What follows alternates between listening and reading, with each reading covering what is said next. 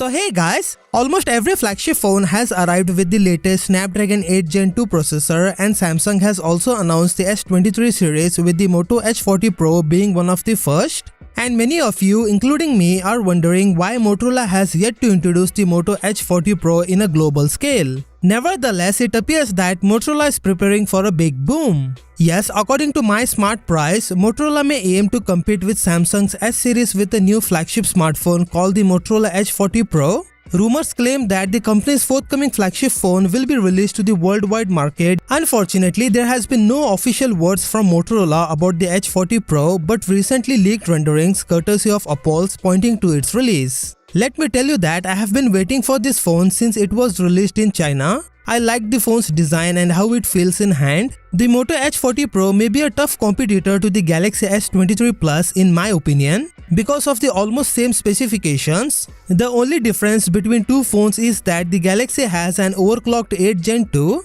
but a battle between these two phones will be exciting to see when the H40 Pro is unveiled. When pricing is taken into account, the H40 Pro can be almost as pricey as the S23 Plus. The H40 Pro will really be available for €849 with 12 gigs of RAM and 256 gigs of storage according to the source. The H40 Pro will indeed cost €50 more than its predecessor. Although there hasn't been any word of a North America release, we won't be shocked if Motorola continue to utilize the H Plus brand for the H Plus 2023. For only a recall, the Motorola H40 Pro is likely to include a 6.7 inches Full HD Plus curved AMOLED display with a refresh rate of 165Hz, as well as DC dimming, HDR and 10-bit color support.